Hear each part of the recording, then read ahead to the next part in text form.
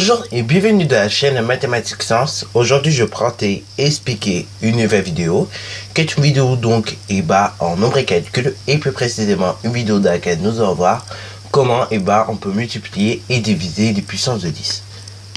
Donc sur les puissances de 10, il y a deux types d'opérations qu'on peut faire, c'est les produits et les quotients. La somme et la différence donc de puissance de 10 ne peut pas s'écrire justement sous la forme de puissance de 10. Ok.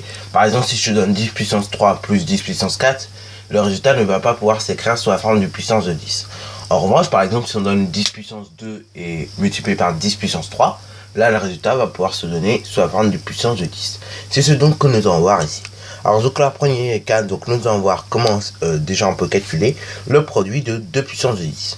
Alors donc là ici on voudrait donc tout simplement calculer le produit 10 puissance 5 multiplié par 10 puissance 3 et donc donner le résultat sous forme de puissance de 10, sous une forme de puissance de 10. Ok.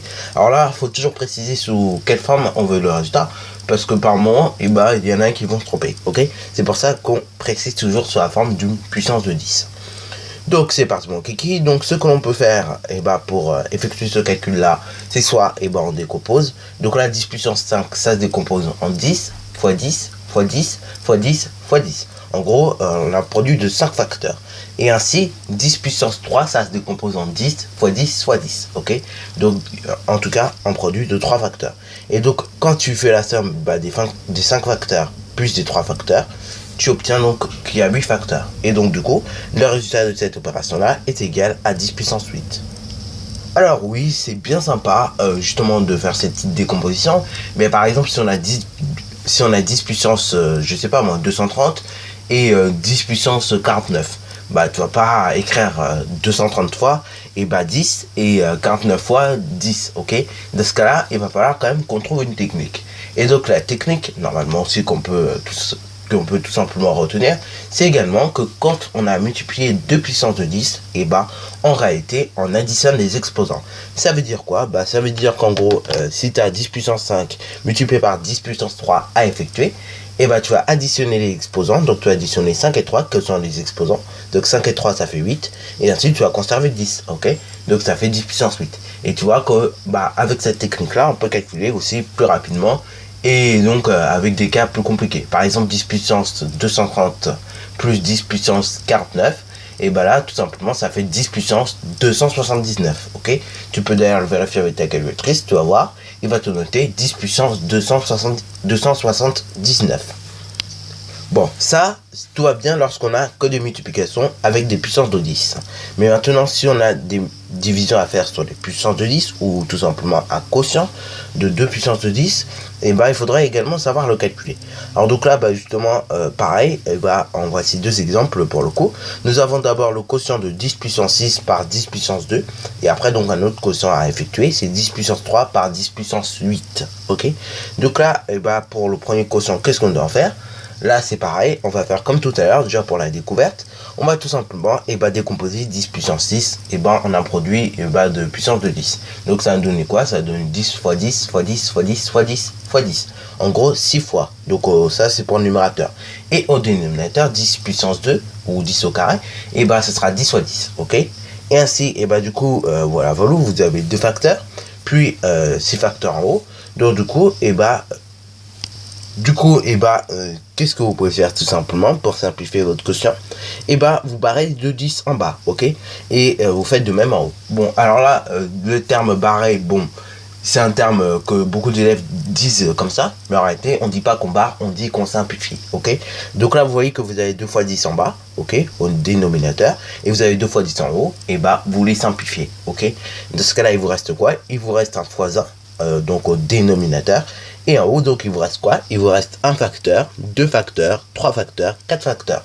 En gros, il reste 10 puissance 4 sur 1. En gros, ça s'écrit tout simplement 10 puissance 4. Ok.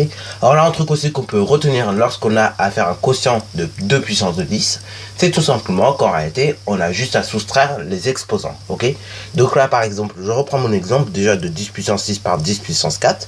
Et si on avait effectué cette opération-là avec la règle que je viens de dire, en gros, on soustrait déjà des exposants. Donc on fait 6 moins 2, 6 moins 2 ça fait 4.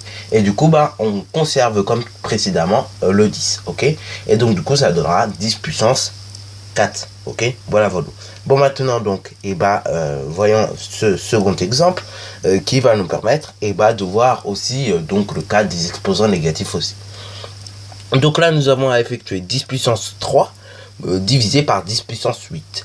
Alors donc là, regardez comment on va effectuer ça.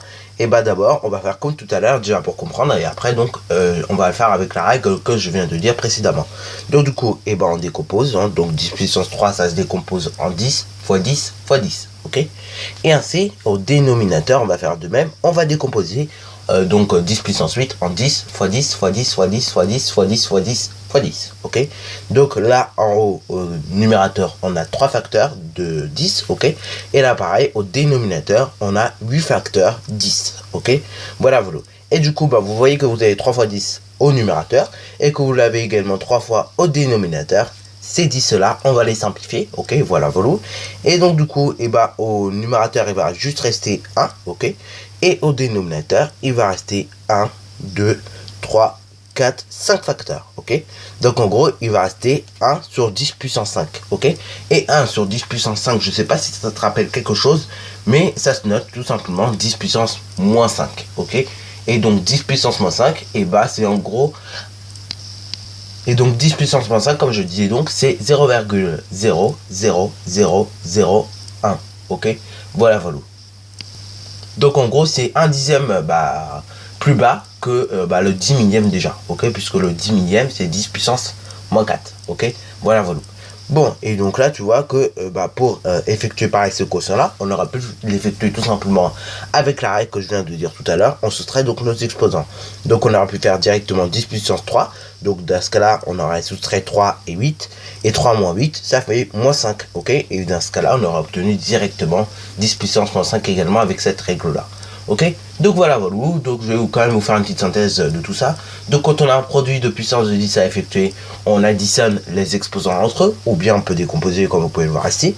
Après, quand on a un quotient de puissance de 10 à effectuer, pareil, on peut soit décomposer comme on a pu le voir ici, mais on peut également soustraire tout simplement les exposants, ok.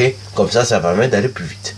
Bon, l'intérêt de soustraire des exposants, c'est que ça va plus vite et on met moins de temps en fait, tout simplement à se prendre la tête. Alors qu'en décomposant, justement, on se prend plus la tête. Bon, sur ce donc, c'est déjà la fin de cette vidéo.